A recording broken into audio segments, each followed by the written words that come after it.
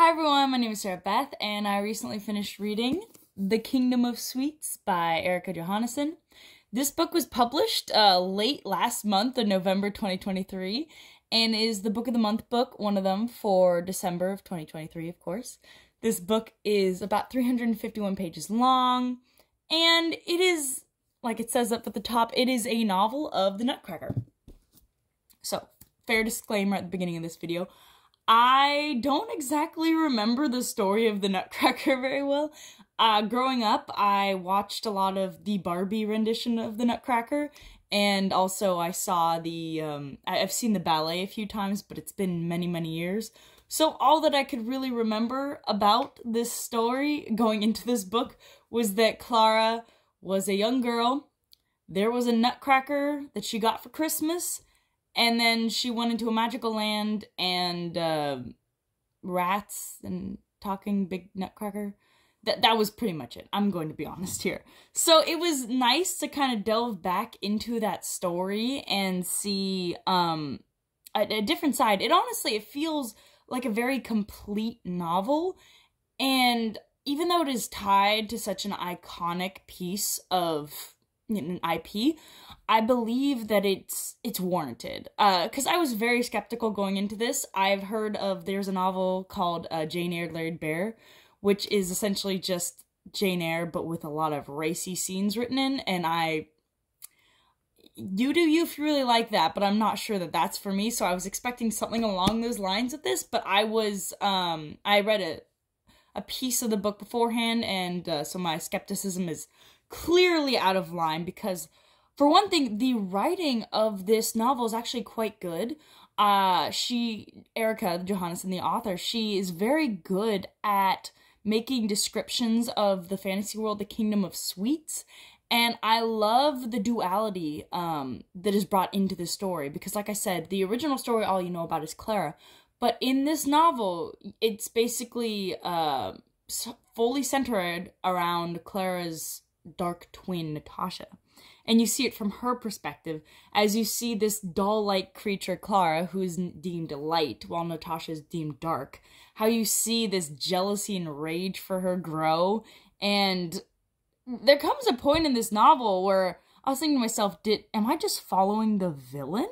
This is interesting, because you do feel that with Natasha's very obvious pangs of jealousy for her beautiful twin sister, it goes a little far, to say the least. I'm not going to give spoilers, because I do definitely think this is a read. This is a very good read.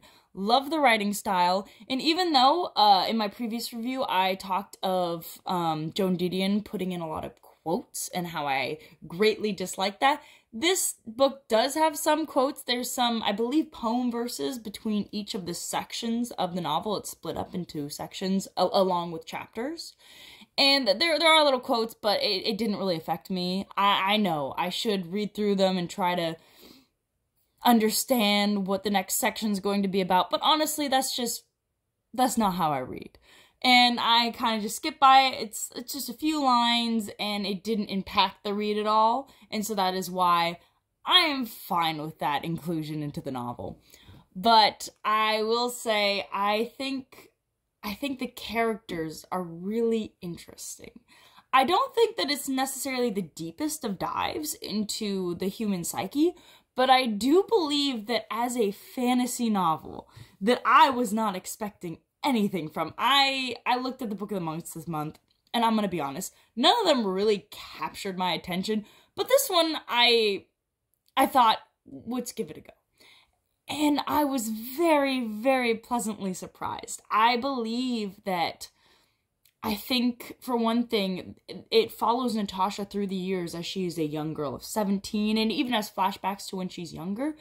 And you see all these themes of addiction and grief and revenge, obviously. And I would say you see all these themes put together in a very human-like and yet fantastical manner.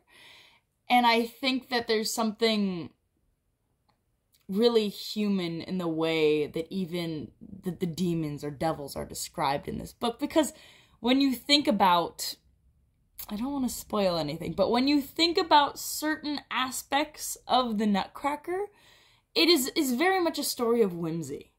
That is what I remember. Okay, I truly need a refresh, but whenever I think of that story, everything's perfect. And that's what I really enjoyed about this novel, is it played off of that.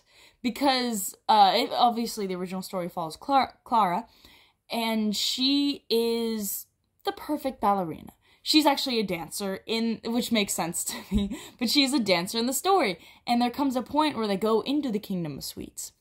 And Clara is obviously this beautiful, graceful, blonde hair, ringlet creature, perfect body.